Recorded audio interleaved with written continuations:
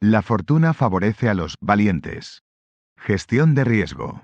En perspectiva, el famoso comercial de Matt Damon ahora ha tomado otro significado. Ahora se recuerda de manera diferente. ¿Acaso confundimos la valentía con la ingenuidad?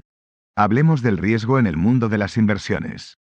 ¿Recuerdan cuando el actor Matt Damon le dijo al mundo en un comercial del 2021 que la fortuna favorece a los valientes?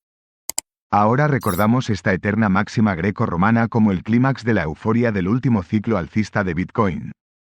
La fortuna sí favorece al valiente, pero siempre termina castigando al temerario. ¡Ojo! La valentía no es sinónimo de estupidez o ingenuidad. Claro que, para el fanático, nunca es un error comprar BTC. Al parecer, no le duele su bolsillo. El precio no importa. ¿En serio? Si el precio cae, no importa. Toda caída es una oportunidad de compra. Y, después de la caída, siempre vendrá la recuperación. Entonces, no hay riesgo. Porque la solución es esperar.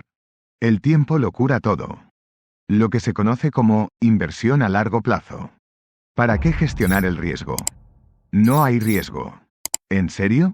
El valiente asume un riesgo por un bien. El cobarde no asume ningún riesgo por miedo. El temerario asume riesgos por estupidez. Pero sus extremos son vicios que debemos evitar. Lo que se requiere es el justo medio entre la deficiencia y el exceso.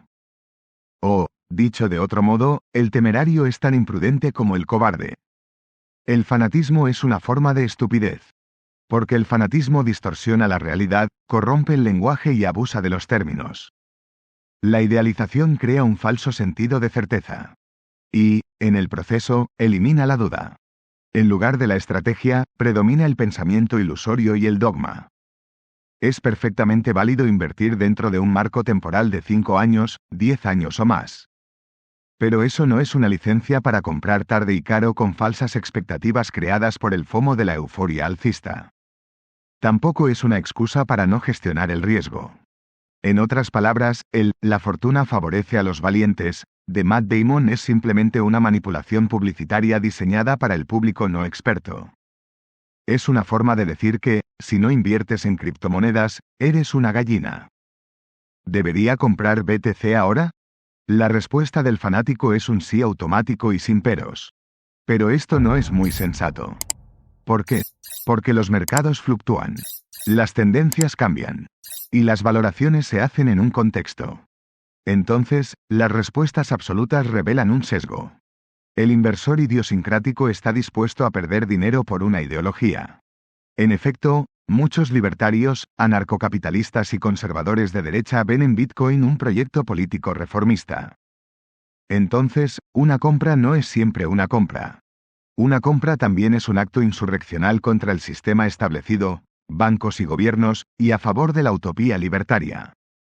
Ese artículo no es para ese grupo. Este es un artículo para el inversor no idiosincrático cuya única meta es crecer financieramente. ¿Cuál es el propósito de un artículo de opinión? Estimular la reflexión.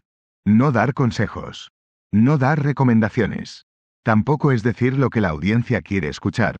Ni contradecir lo dicho por los demás. Se piensa. Se oponía. Y se reflexiona.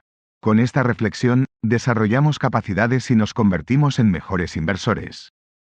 La meta es crecer financieramente. Lo que implica que estamos hablando de números. Supongamos que tenemos una canasta valorada en $1000. Y supongamos que la meta es crecer, por lo menos, en un 20% todos los años. Pero contando con el interés compuesto durante un periodo de varias décadas.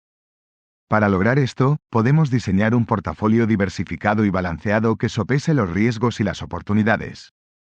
Podemos tener instrumentos estables y de renta fija que aporten seguridad al portafolio. Pero siempre es bueno dejar un espacio para activos de renta variable que aporten crecimiento. En este rubro, podemos incluir a Bitcoin. Ahora bien, antes de comprar, hay que hacer una valoración. Y toda valoración debe incluir un pronóstico.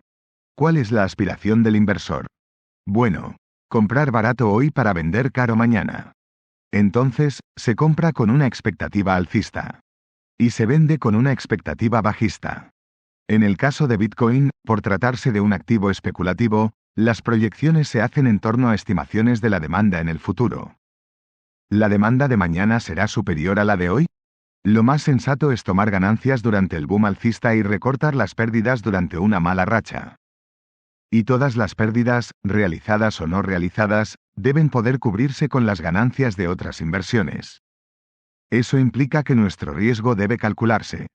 Supongamos, a modo de ejemplo, que compramos BTC después del comercial de Matt Damon.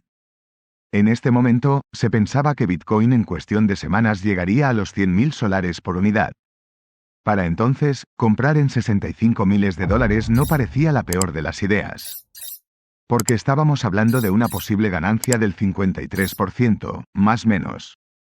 Con esta expectativa, si tomamos con ratio riesgo-ganancia, risk-reward rate, de 1 en 2. Lo más sensato en este caso habría sido colocar el stop loss en 15%. O sea, en 55.000 aproximadamente. Y ese 15% de riesgo ha debido ser inferior a los ingresos generados por nuestras otras inversiones durante el marco temporal de la operación. Ahora presentamos un caso hipotético. El precio de Bitcoin no cae, sino que supera los 100.000. En este caso, se podría cambiar nuestro stop loss a 100.000 para garantizar la ganancia, pero dejamos que el precio siga corriendo hacia arriba. Principio básico. Se dejan correr las ganancias, pero somos implacables con las pérdidas. En este espacio, se suele ser demasiado indulgente con las pérdidas no realizadas bajo la excusa de que se trata de una inversión a largo plazo. Me parece un error. Las pérdidas no realizadas también son pérdidas. Se recortan, se cubren o no se promedian.